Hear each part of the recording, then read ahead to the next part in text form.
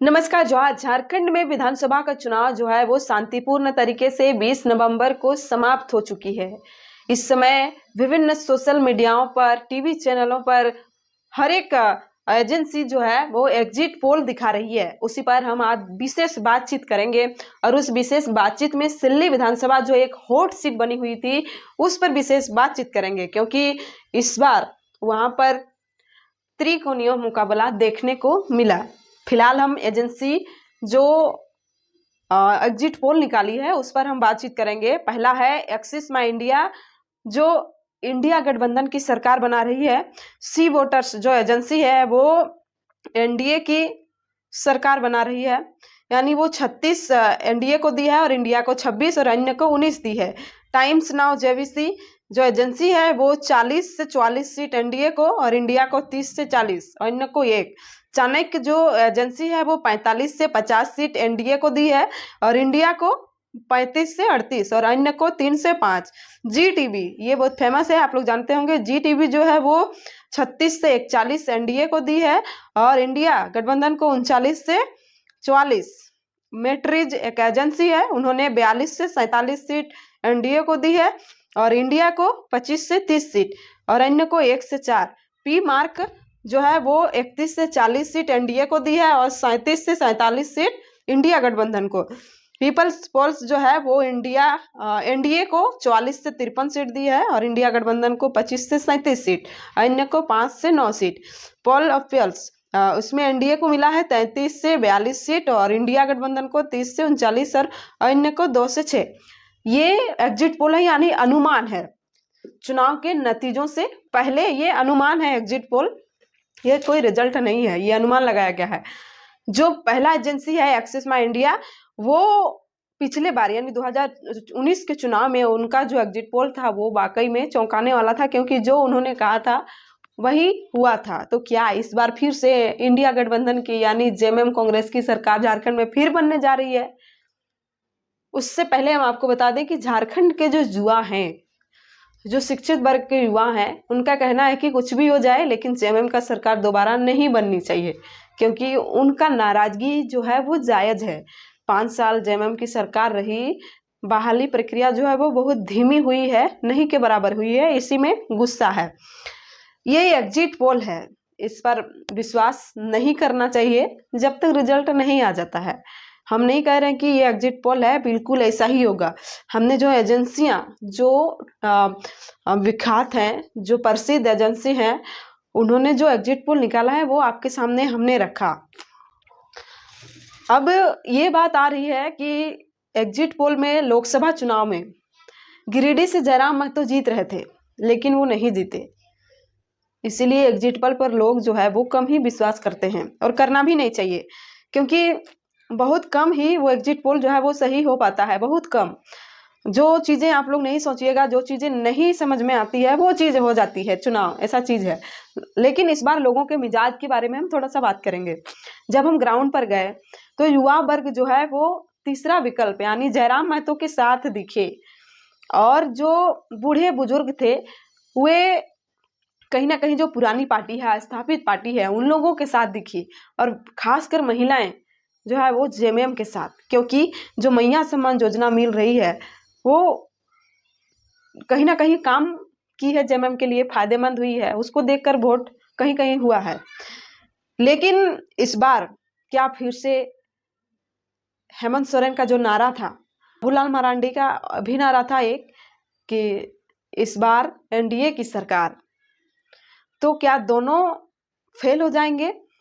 और तीसरा विकल्प जो युवा जो है बार बार लिखते हैं सोशल मीडिया पर कि तीसरा विकल्प यानी जयराम महतो मुख्यमंत्री बनेंगे, ये बहुत चौंकाने वाली बात है। फिलहाल एग्जिट पोल पर हम बात कर रहे थे, आप लोग भी गैस कीजिएगा, आप लोग भी कमेंट सेक्शन में जरूर लिखिएगा कि आपकी अंदाज क्या कहती है, आपको क्या अंदाजा लग रहा है। क्या 2019 का चुनाव से बहुत ही अलग हो गया 2024 का चुनाव? उस समय लोगों के पास तीसरा विकल्प नहीं था, इस बार तीसरा विकल्प हो गया, वो भी बहुत शानदार। तो क्या लोग जो है वो वाकई में वोट किए हैं, सभी वर्ग के लोग, या फिर एक कम्युनिटी के लोग वो वोट किए हैं जिसमें दोनों पार्टी को नुकसान होगा, एनडीए और इंडिया को, जैसे लोकसभा चुनाव में हुई थी? ये सोचने वाली बात है। फिलहाल अगर मेरा ओपिनियन आप जानना चाहिएगा तो मेरा मानना है कि इस बार एनडीए जो है 33 से 38 सीट ला सकती है झारखंड में, और इंडिया 45 से 48 सीट, और अन्य जो है वो 1 से 3 सीट ला सकती है। और अन्य में है जयराम महतो। देखिए यहाँ पर बहुत अलग है। डुमरी विधानसभा की अगर बात करें तो डुमरी विधानसभा में जेएमएम से बेबी देवी लड़ रही थी, आजसू से जसोदा देवी, और जेएलकेएम से जयराम महतो, दोनों महिलाएं थी, और एक जयराम महतो था। वहां पर कहा जा रहा था कि जेएमएम की पकड़ जो है वो बहुत मजबूत है, और वहीं युवाओं का वर्ग जयराम महतो के साथ है। तो ऐसा नहीं है कि वहां पे कुर्मी बहुल एरिया है तो सब कुर्मी लोग जो है वो जयराम महतो को वोट दिए हैं, और ऐसा भी नहीं है कि बेबी देवी को ही सब वोट दिए हैं, और ऐसा भी नहीं कि यशोदा देवी को सब वोट दिए हैं।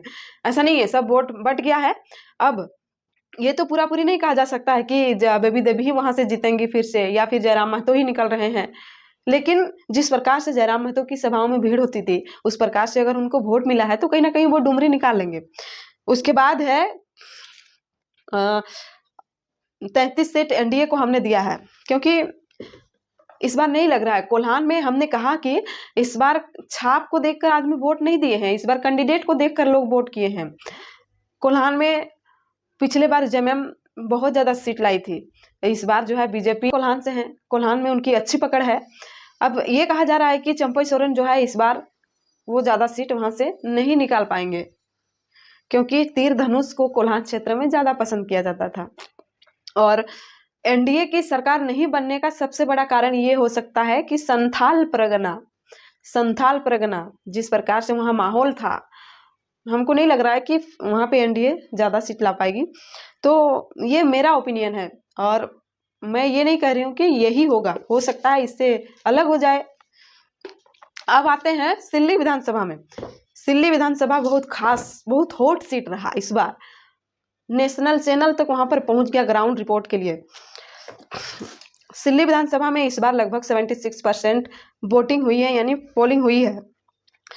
पिछले बार की हम बात करें 2019 में सुदेश महतो को वहां पे कितना वोट मिला था, और सीमा महतो को कितना वोट मिला था। अमित महतो की जो पत्नी थी सीमा महतो, वो लड़ी थी 2019 में, कितने कितने वोटों का अंतर था, और इस बार क्या वहां पे अलग हो गया।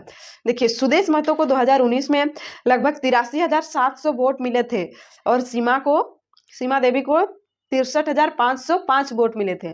तो अंतर हो रहा है 20,195, यानी सुदेश महतो 20,000 वोट से सीमा महतो को हराया था, ये रहा अंतर। तो यहाँ पे टोटल वोट हो रहा है लगभग 1,47,000। तो उस समय देखिए नोटा को 1,062 वोट मिले थे, सीपीआईएम को 2700 वोट मिले थे, जो अमित कुमार निर्दलीय लड़े थे उनका 2018 वोट मिला था उनको। तो लगभग उस समय 1.5 लाख आसपास वहाँ पे वोटर थे। अब 5 साल बीत गया, 5 साल में चलिए मान लेते हैं कि 1,60,000 70,000 वोटर वहाँ पे टोटल हैं। तो इस बार का चुनाव त्रिकोणीय रहा। सुदेश महतो का वोट अगर देवेंद्र नाथ महतो काटे हैं, अमित महतो का वोट अगर देवेंद्र नाथ महतो काटे हैं, अगर दोनों साइड से वो वोट काटने सके हैं तो कहीं ना कहीं वो निकलेंगे। लेकिन अगर एक साइड का वोट कटाया है तो कहीं ना कहीं यहाँ पे खेल गड़बड़ हो जाएगा, और फिर से 5वीं बार सुदेश महतो जो है वहां से विधायक बन जाएंगे। लेकिन लोगों का ये डर कह रहा है कि देवेंद्र नाथ महतो इस बार सिल्ली से निकल रहे हैं। हर क्षेत्र में, हर एरिया में देवेंद्र नाथ महतो का वहां पे बोलबाला था। लोग कह रहे थे कि एक बार उनको मौका दे के देखेंगे। बार बार इनको दिए, 4 बार सुदेश महतो को विधायक बनाए, एक बार अमित महतो को बनाए, उनकी पत्नी को भी बनाए, लेकिन एक बार हम लोग देवेंद्र महतो को देखना चाहते हैं, ऐसा लोगों का बयान आ रहा था। लेकिन जब वोट हुआ तो लोग जो है कहीं ना कहीं अलग मूड में दिखे। कई दारू मुर्गा वो तो चलते आ रहा है पहले से, कई मैया सम्मान योजना में फंस गए, कई 200-400 रुपया में फंस गए। अब जो भूले नहीं कि झारखंड में तीसरा विकल्प है, वो तो दिए ही होंगे, लेकिन एक पेंच यहाँ पर फंस रहा है कि ज्यादातर महिलाओं का वोट जो है वो देवेंद्र महतो को नहीं मिला है। यही कारण अगर हो सकता है उनके हार का। नहीं तो इस बार सिल्ली में जो है वो खेला हो जाएगा। खेला इस प्रकार का होगा, सुदेश महतो भी निश्चिंत थे कि त्रिकोणीय मुकाबला होगा, अमित महतो और देवेंद्र नाथ महतो वोट काटा काटी होंगे और मैं आराम से निकल जाऊंगा। इस प्रकार से सुदेश महतो निश्चिंत थे। लेकिन जिस प्रकार से सिल्ली में देवेंद्र महतो का दबदबा था, उस प्रकार से अगर उनको वोट मिला है तो कहीं ना कहीं वो निकल सकते हैं। यहाँ पर अमित महतो को भी कम आंकना गलती होगा, क्योंकि आदिवासियों का वोट जो है उनको मिला है, लगता है कि कुर्मियों का भी वोट उनको ज्यादा मिला होगा, तो कहीं ना कहीं वो भी निकल सकते हैं। तो इस बार कहना कुछ भी गलत हो सकता है। और 2 दिन बाकी है, आप लोग भी इंतजार कीजिए, हम भी बेसब्री से इंतजार कर रहे हैं। 23 नवंबर का उस दिन गिनती है, पता चल ही जाएगा। लेकिन कहीं ना कहीं सिल्ली का जो समीकरण है वो सुदेश महतो की ओर दिख रहा है, नहीं तो देवेंद्र नाथ महतो। अगर जिस प्रकार से बोलबाला था उस प्रकार से अगर उनको वोट मिला है तो कहीं ना कहीं देवेंद्र नाथ महतो सिल्ली से निकल रहे हैं, इस ऐसा अंदाजा है। अब देखिए क्या होता है। फिलहाल जो एजेंसियां एग्जिट पोल निकाली है उस पर तो आप बातचीत सुने ही। चलिए और 2 दिन सब्र करते हैं, कितना सही होता है और कितना गलत होता है। फिलहाल आप भी कमेंट सेक्शन में लिख सकते हैं कि इस बार जयराम महतो की सरकार बन रही है या नहीं, या जयराम महतो के बिना सरकार बनती है या नहीं। चलिए मिलते हैं किसी नेक्स्ट वीडियो को लेकर। धन्यवाद, शुक्रिया।